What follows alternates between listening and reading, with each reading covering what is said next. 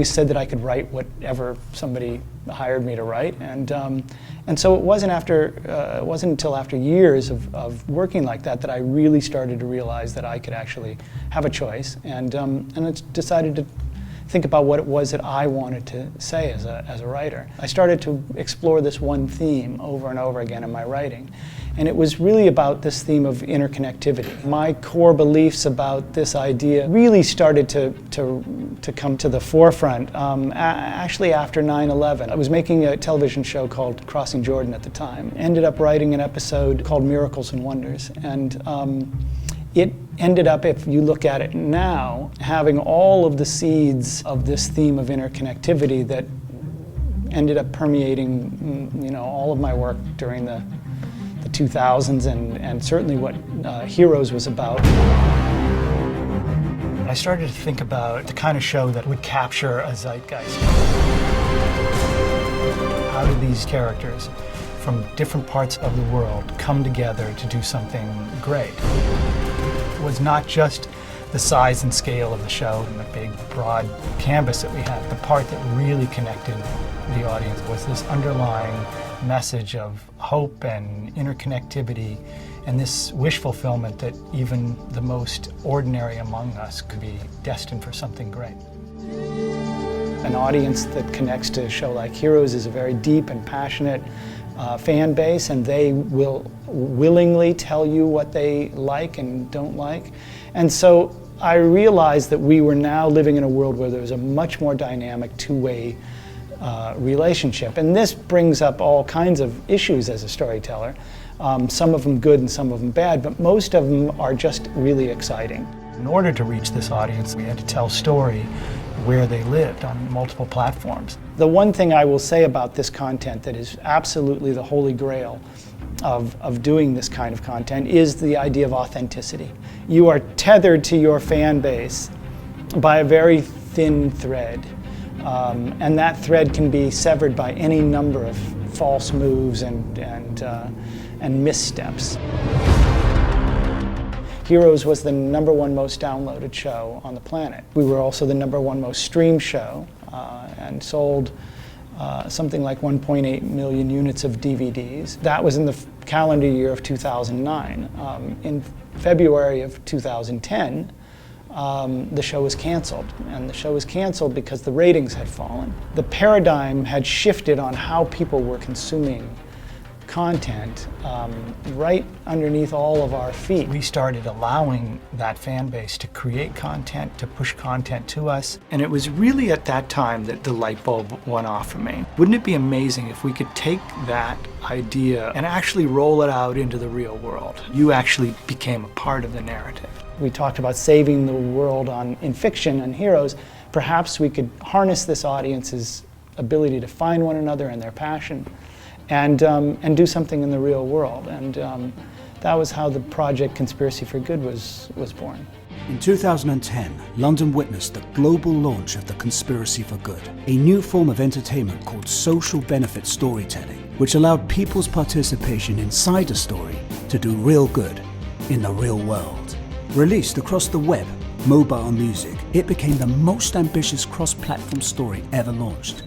This ability to find one another, to connect with one another, to know one another, to share, and to share transparently, allows for an incredibly exciting movement of people to rise up around various ideas. Recording artist Nadira X puts her career on hold to build a library for an elementary school in Zambia. But British-based multinational Blackwell Briggs halts construction of the library to make way for an oil pipeline. Nadira uncovers a document proving the company's claim to the land is false and sets out on an epic journey to London to expose their fraudulent actions. Moved by Nadira's mission, people from around the world joined an ancient secret society known as the Conspiracy for Good. To help her cause, they watched her story across 21 webisodes as they guide her in real time from Zambia to London, deciphering clues and hacking the Blackwell Briggs website. The idea that Nokia made this available and then decided, rather than pushing the launch of a cell phone model or anything like that. They stayed completely in the background. There are, tremendous resources within brands and within these corporations to help create positive change. And I think as a content creator, to marry up with that kind of spirit and that kind of enthusiasm and that need and desire to change the world is a really enormously huge potential for reaching lots of people. When Nadira arrives in London, the action bursts from the web and onto the streets, with 4 weeks of real-world gameplay and live theatre, where conspirators take part in digital scavenger hunts to solve the story's mystery and celebrate the day's action with secret underground concerts. In the end, urgent calls via social media networks result in flash mobs that overwhelm security forces and topple Blackwell's corrupt CEO. And to complete Nadira's mission, the audience use in-story tools to help her build a real library in Zambia, $1 and one book at a time. We built and stocked 5 libraries in eastern Zambia, donated 10,000 books, and gave 50 scholarships away to schoolgirls, all as a result of people's involvement in a narrative. Ultimately, the success of it was in the sheer creativity and audacity of doing a project like this and proving that getting people out of their comfort zone or out of their own homes to become a part of something and to attach themselves to a narrative is really this enormous tool for using story to create and promote positive change in the world. 6 billion of us live on this tiny planet, and only a few of us can see the connections.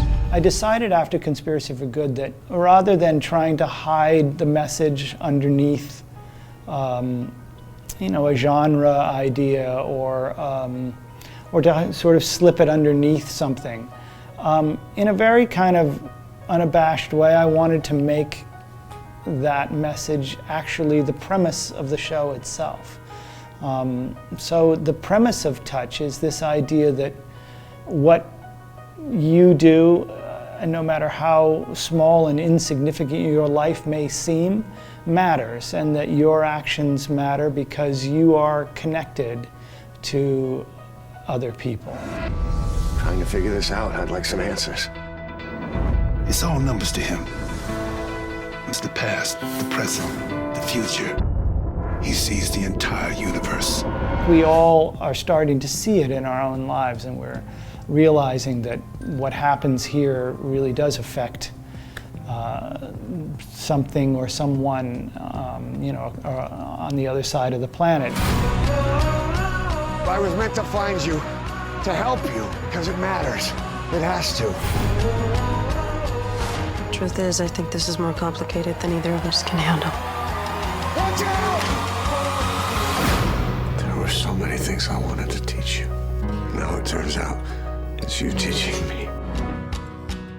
It's a very aggressive appetite in the audience that eats this content very quickly. And then it becomes very interesting when the audience starts making content for themselves. And this is usually a one-to-many proposition. There are many, many lurkers and very few people who are making content. But it becomes a very dynamic thing for that audience, for the content itself to be generating from within. Where the audience ends and where the storyteller begins will start to blur a little bit as content starts to swirl around us 24 hours a day. So it's both a really exciting time and somewhat kind of scary time. I think the storyteller is kind of is safe. No matter how things move, there will always be the need to tell a great story.